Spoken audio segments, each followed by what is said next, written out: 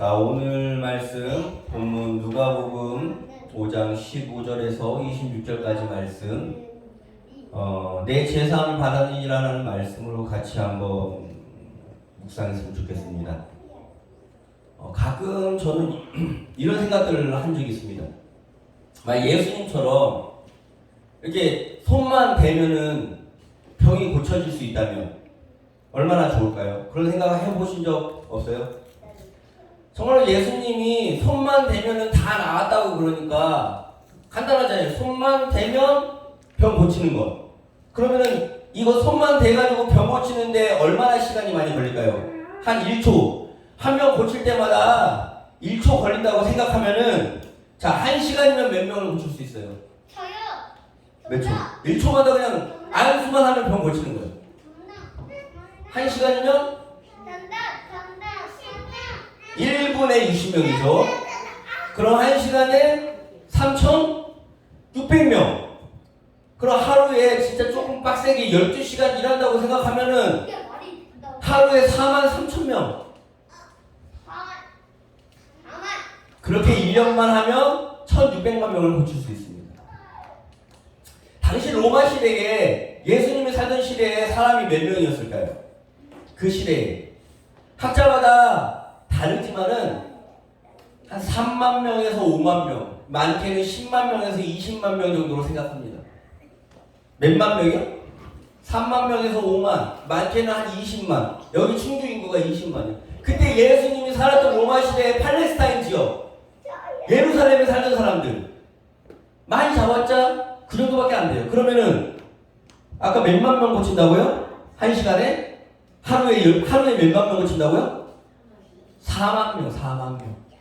그럼 한 5일만 일하면, 아니 한 달만 그냥 좀 넉넉하게 돌아다니면은 거기 있는 사람들 다 고칠 수 있을까요? 없을까요? 있어요. 항상 사람들을 사랑하시고 자비하시고 용서도 하시고 이게 좋으신 예수님인데 그냥 손만 딱딱 앉아줘가지고 다 고쳐주면 되잖아요. 왜 안 했을까? 오늘 본문 말씀에 처음에 보면 이런 말씀이 나옵니다. 이해는 하지 못하지만 자, 같이 한번 읽어볼까요? 시작! 예수의 소문이 더욱 퍼짐에 수많은 무리가 말씀도 듣고 자기의 병도 고침을 받고자 하여 모여오되 예수님 어디 갑니까? 예수는 물러가서 한적한 곳에 기도하십니다. 대체 병 고치는 걸 안 해줄 거면은, 아니 아픈 사람한테 있어서 병이 나는 것보다 더 중요한 게 있어요? 근데 예수님한테 이것보다 더 중요한 게 있다는 듯이 병을 안 고쳐주고 홀로 한적한 곳에 가십니다. 왜 그럴까요? 그래서 기도하신다는데 오늘 17절에는 이렇게 나옵니다. 하루는 가르치실 때에 갈릴리의 마을과 유대와 예루살렘에 온 바리새인과 율법 교사들이 앉았는데 그때 뭐예요? 병을 고치는 주의 능력이 예수와 함께 하더라. 즉, 이 표현을 읽어보면 아시겠지만은 예수님 혼자 병을 고치는 거예요? 아니면은 뭔가 하나님과 함께 하신다라는 걸 이 17절에 나와 있다라는 겁니다. 그러니까 예수님이 많은 사람들이 몰려왔을 때에 그냥 막 병을 1초마다 고쳐주고 자, 다 나았어. 너희들은 이제 돌아가도 돼. 이런 식으로 해가지고 하나님이 영광받거나 예수님이 드러나거나 이런 식의 사역이 중요한 게 아니라 물러가서 기도하시고 그리고 다시 오셨을 때에 하나님의 영이 치유하는 영이 함께 있을 때에 병을 고치시고 예수님 홀로 사역하는 것 같지만 누구와 동행하셨다? 하나님과 동행하시는 것. 하나님과 함께하는 것을 더 뭐예요? 중요하게 생각하셨다라고 보면 되는 겁니다. 예수님은 정말로 우리를 주기보다 사랑하시지만은 우리한테 알려주고 싶은 것은 그냥 1초마다 그냥 딱딱 안수해가지고 병을 고쳐주면서 예수님이 드러나는 게 중요한 게 아니라 뭐가 더 중요합니까?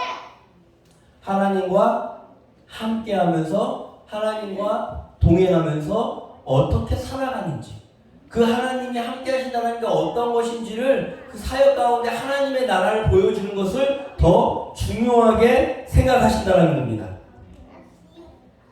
그래서 병을 고치는 것보다 더 중요한 것, 정말로 예수님의 어떤 초능력으로 병을 짠하고 고치는 것보다 더 중요한 게 무엇이다? 하나님께 순종하는 것. 병을 고치는 것보다 더 중요한 건 하나님께 순종하는 것. 많은 사람들이 몰려왔지만 그 순간에 어떻게 하신다고요? 기도하러 한적한 곳에 가시고 또 모여있을 때에 어느 순간 병을 고치십니까? 주의 영이 병을 고치는 주의 능력이 함께 하실 때에 병을 고치신다라는 것. 예수님이 병을 고칠 수 있다 없다 하나님이 있어야만 고친다 이런 식으로 말장난하는 게 아니라 이 시간에 볼 수 있는 건 뭐예요? 예수님이 홀로 자기 마음대로 하는 게 아니라 하나님과 함께 항상 동행하시면서 둘인 것 같지만 하나이고 하나인 것 같지만 둘이 같이 협력하는 듯한 모습. 이게 뭐예요? 하나님과 동행한다는 겁니다. 병을 고쳐주는 게 중요한 게 아니라 이렇게 하나님과 동행하는 것을, 하나님을 믿는다고 하지만 이렇게 하나님과 동행하는 것을 많은 사람들이 알아요? 몰라요? 모른다는 겁니다. 오늘 우리는 예수님의 이 말씀 가운데에서 하나님과 함께 사역한다는 게 무엇인지를 배우는 겁니다.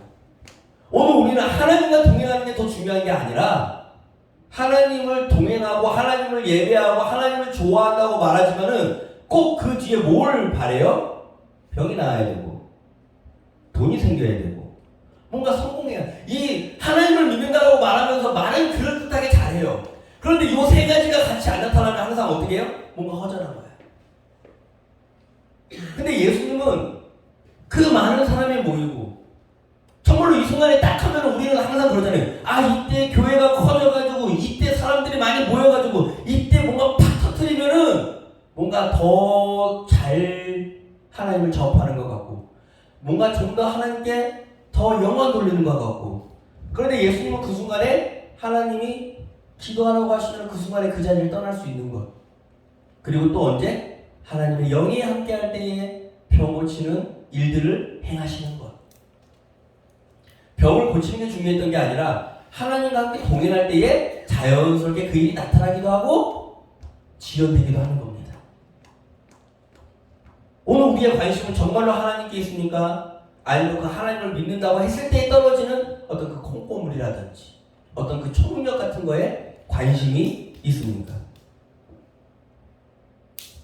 어느 순간 그 초능력 같은 능력이 안 나타나면 하나님도 버리는 신앙이 되어버렸어요. 그냥 하나님 그 자체로 좋다고 얘기하지만 그 능력이 안 나타나면은 이제는 하나님도 싫어하는 신앙이 되어가고 있다는 겁니다.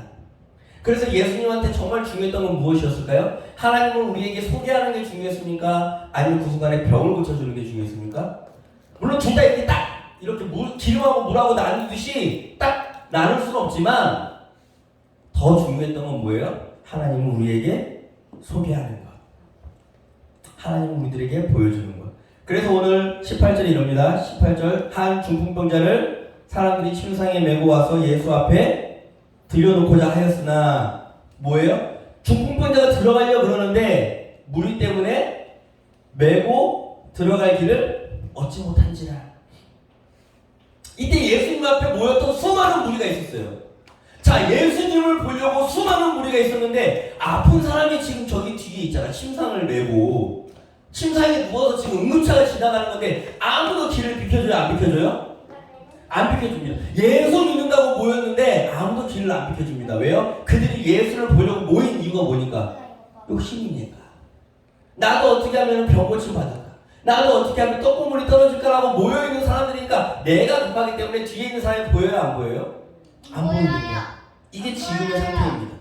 그러니까 이 중풍병자가 들어갈 길이 없어서 지붕 위로 내리는 겁니다.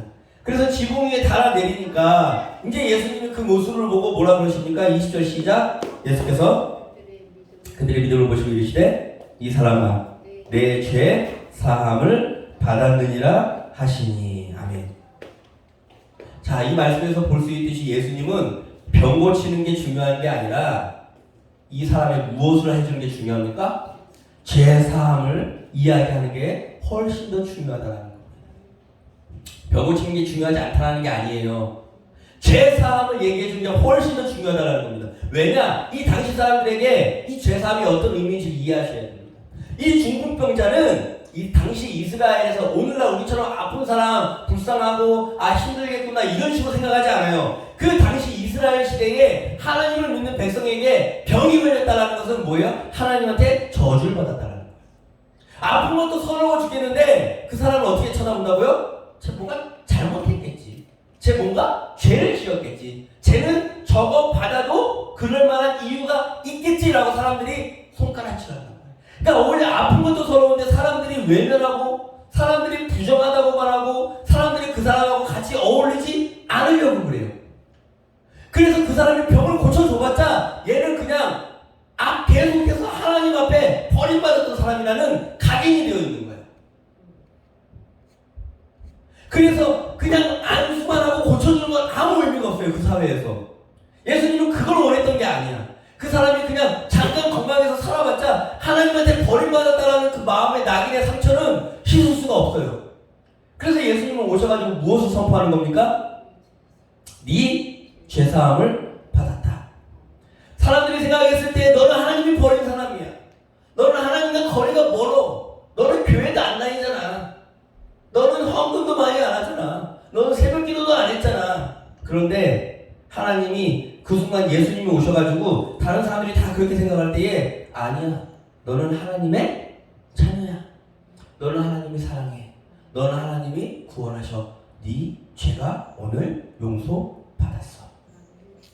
이런 선언을 하니까 다들 같이 기뻐해야 될 거 아닙니까? 어떻게 할까요? 21절 시작. 서기관과 이 신성 모독하는 자가 누구냐? 오직 하나님 외에 누가 제일 높은 사람? 이런 거예요. 오늘 한국 교회는 어떻습니까? 자기들만 고독해.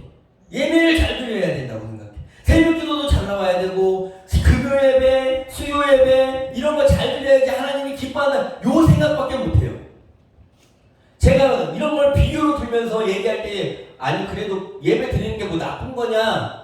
나쁜 거 아니죠. 나쁜 거 아닌데 중요한 건 왜 이런 비유를 드냐? 오늘날 한국교회에서 예배 드리는 것 말고 하나님을 기쁘시게 하는 방법을 생각하지 못하는 바보가 되었어요. 예배 드리는 것, 그러니까 예배라는 게 다 온 세상 24시간 365일 살아가는 게 예배가 되어야 되는데 교회에 나와서 뭔가 옮기는 게 앉아가지고 뭘 해야 되는 거, 출석 체크하는 것 외에는 하나님을 기쁘시게 하는 방법을 잊어버린 사람들 같이 멍청하게 행동하는 거예요. 그렇게 살다 보니까 오늘 이 사람들하고 똑같은 짓을 한단 말이야. 그 자리에 출석을 못하는 인생들이 있을 텐데 그 자리에 무슨 사정이 있어가지고 아파가지고 고아여서 아니면 먹고 살기 바빠가지고 못 나온 사람들이 분명히 있을 건데 근데 그들에게 예수님이 와가지고 너도 하나님의 사랑하는 자녀라고 선언한다면 똑같이 얘기한단 말이에요. 뭐라고? 이런 신성모독하는 자가 누구냐라고. 어떻게 예배를 안 드렸는데 하나님한테 기쁨을 받을 수가 있냐? 어떻게 새벽 기도를 안 나오는데 어떻게 하나님이 기뻐하실 수 있냐? 이런 식으로 생각을 한단 말이에요. 예배는 교회당에 와가지고 출석 체크하는 게 아니라는 겁니다. 먹고 살기 힘든 사람들, 일요일에도 일해야 되는 사람들 있을까요? 없을까요? 우리 주변에 있단 말이에요. 그런데 그런 사람들에게 필요한 건 오늘날 예수 그리스도의 복음이라는 겁니다. 병 고치는 것보다 그들에게 필요한 것은 이 죄사함을 받았느니라. 교회에 나오지도 못했는데 그냥 예수님이 선언하는 거야. 네 죄사함을 받았느니라. 너도 하나님을 사랑하는 자녀야. 지금 이 시간에 교회에 없지만은 저기서 아파하고 있는 누군가에게는 너도 하나님을 사랑하는 자녀야 라고 예수님이 얘기한다. 지금 이 시간에 교회에 나올 수는 없지만은 땀 흘리고 일하고 있는 누군가에게 너도 하나님을 사랑하는 자녀야 라고 우리 예수님은 뭐 하신다고? 얘기하시는 분이라는 거예요. 지금 이 자리에 이 시간에 교회에 나올 수는 없지만 다른 이유로 무언가가 어떻게 마음에 어떻게 꺼림짐이 있어서 못 나오는 누군가에게도 우리 예수님은 너 죄사함을 받았어 라고 얘기하시는 분이 누구다? 우리 예수님이라는 거예요. 우리 예수님한테 중요한 거는 1초에 그냥 머리 안수해가지고 병을 고쳐줘가지고 병을 고쳐주는 건 좋죠. 근데 그 뒤에 삶은 만약에 예수님을 만나지 않고 네 죄사함을 받았다라는 이야기도 듣지 못하고 자 병이 고쳐졌어. 그럼 뭐 할 거야 또? 죽어요. 또다시 죄를 짓는 인생이 되는 거예요. 아무 의미가 없어. 그냥 도돌이표 같은 거예요. 내 전에 있었던 인생이 또다시 반복되는 것 뿐이야. 그런데 그게 중요한 게 아니니까 예수님은 하나님과 함께 사역을 합니다. 하나님이 함께 임하실 때 뭐라고 합니까? 우리가 하나님이 하실 수 있는 일, 네 죄사함을 받았어. 하나님과 함께 하시니까 그런 선언을 할 수 있는 거잖아요. 너 하나님이 사랑해. 교회에 있지 않아도, 출석할 수 없는 상황이라도, 헌금을 내지 않아도, 어떤 꼬박꼬박 예배를 드리지 않아도 그것 외에도 너는 하나님이 죄사함을 할 수 있는 인생이야 라고 얘기하는 것. 이게 바로 오늘 중풍병자의 사건인 줄로 믿습니다. 만약에 예수님이 이런 선언을 안 하시고 이런 가르침을 안 하시고 그 당시에 사는 사람들 안수만 하면서 돌아다녀가지고 병을 다 고쳤다고 생각해 보세요. 근데 당시에 살던 사람들은 좋았겠지. 근데 오늘 2000년이 지난 우리에게 중풍병자에게 임한 그런 복음이 있을 수 있었을까요? 아니야. 그래서 예수님은 한적한 곳에서 기도하러 가시는 겁니다. 예수님의 사역은 바로 이런 거라는 겁니다. 네 죄가 어떻게 됐다? 사함받았다.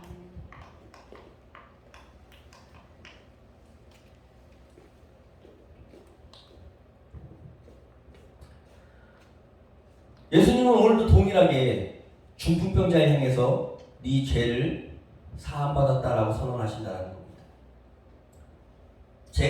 제가 상상해 보기로는 이 중풍병자는 평생에 회당 한번 나가본 적이 없을 겁니다. 예루살렘에 가서 제사를 드려본 적도 없을 겁니다. 제물을 바친 적도 없을 겁니다. 자기 스스로 해서 그 양의 목을 따가지고 피를 받아가지고 가죽을 갈라본 적도 없을 겁니다. 아무것도 한 적이 없습니다. 그런데 그 인생은 예수님이 죄사함을 선언하는 인생이 된다는 겁니다. 우리 도처에도 그런 인생이, 여러분 우리가 지금 이렇게 자연스럽게 먹고 마시고 사실상처럼 일할 수 있는 거, 이게 얼마나 큰 축복인 줄 아세요? 우리 도처에 있는 인생 가운데 이런 중풍병자 같은 인생이 있을까요? 없을까요? 너무너무 많아요. 너무너무 많아요. 정말로 먹고 사는 일이 바빠서 일요일에도 일해야 되는 분들이 계시고, 정말로 그냥 너무 힘들어서 쉬기 바쁜 인생도 있고, 너무 아파가지고 병원에 계속 신세지는 사람도 있고, 부모가 없어가지고 고아원에 계속 그냥 하염없이 갇힌 사람도 있어요. 오늘 우리들은 그런 중풍병자를 들쳐업고 예수님 앞으로 나오는 인생입니까? 아니면 내 욕심에 눈이 멀어서 예수님 앞에 나와 있지만은 길을 막고 그들이 못 오게, 접근하지 못하게 예수님 앞에 길을 막고 있는 무리입니까? 동시에 중풍병자가 죄사함을 받았다는 선언 앞에 신성모독이다라고 얘기하는 그런 사람들입니까? 우리가 한번 생각해 봐야 될 것 같습니다. 오늘 25절 말씀 마지막에 어떻게 합니까? 그 사람이 그들 앞에서 곧 일어나 그 누웠던 것을 가지고 하나님께 영광을 돌리며 자기 집으로 돌아가더니. 내가 보고 싶은 교회, 제가 꿈꾸는 교회는 이런 겁니다. 그런 사람들이 하나님께 영광을 돌릴 수 있는 것. 그런 사람들이 그냥 아무 이유 없이 아무것도 하지 않았지만 은혜로 제사함을 선언받을 수 있다는 것을 듣고, 그냥 그 한마디 듣고 예수님이 그래도 너를 사랑해, 예수님이 그래도 너를 그냥 제사하셨어, 나는 그 한마디 듣고 자기 침상을 들고 영광을 돌리는 것, 제가 꿈꾸는 교회입니다. 그러면 모든 사람들이 놀라 하나님께 영광을 돌리며 심히 두려워하여 이르되 오늘날 우리가 놀라운 일을 보았도다 하니라. 아멘.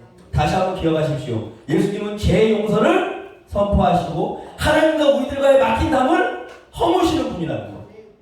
그게 예수님이에요. 그냥 막 1초에 아무 일 없이 영혼도 없이 그냥 막 머리 이렇게 안수하면서 자 고쳐졌어 다음, 자 고쳐졌어 다음, 자 고쳐졌어 다음, 이런 기계적인 만남이 아니라 그 아픈 사람의 인생을 갖다가 그냥 품으신다라는 거예요. 그리고 뭐예요? 이 죄가 용서받았어. 그런데 우리가 무엇이 간대? 과연 오늘날 교회 다니는 사람이 뭘 얼마나 했다고 왜 그렇게 용서함을 선언하는 예수 그리스도의 사역에 분노하는 겁니까? 그래도 그런 사람은 안 되지. 여러분이 뭔데? 그래도 저 사람은, 그래도 저런 사람이 어떻게 천국을 가? 왜 그렇게 재단하고 판단하고 선을 긋냐 이겁니다. 오늘날 우리들에게 예수님의 능력은 그러게 병 고치는 능력도 나타날 겁니다. 나는 믿습니다. 그런데 단순히 그런 의료 행위가 아니라 그 사람이 인생 전체를 구원하시는 우리 하나님의 죄사함의 능력이라는 것을 믿었으면 좋겠습니다. 이것이 오늘날의 복음이고 이것을 믿고 하나님께 영광을 돌리는 우리 성도님이 되셨으면 좋겠습니다. 아멘. 우리 같이 한번 기도합니다. 하나님 감사합니다. 오늘 중풍병자의 이야기를 통해서 우리 예수 그리스도의 사역에 대해서 다시 한번 생각해 봤습니다. 우리 하나님이 정말로 우리들에게 원하시는 것이 무엇인지 듣는 시간이었습니다.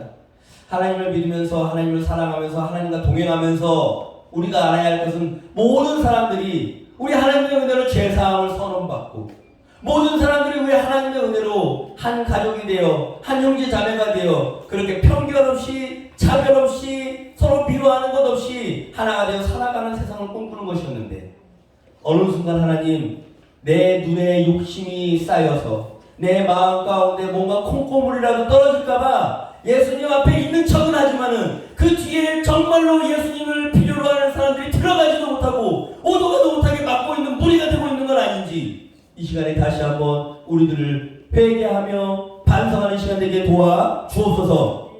하나님 이 시간에 이 예배 가운데 참석하지 못한 저 밖에서 하나님 외롭게 있는 수많은 중풍병자들을 생각합니다.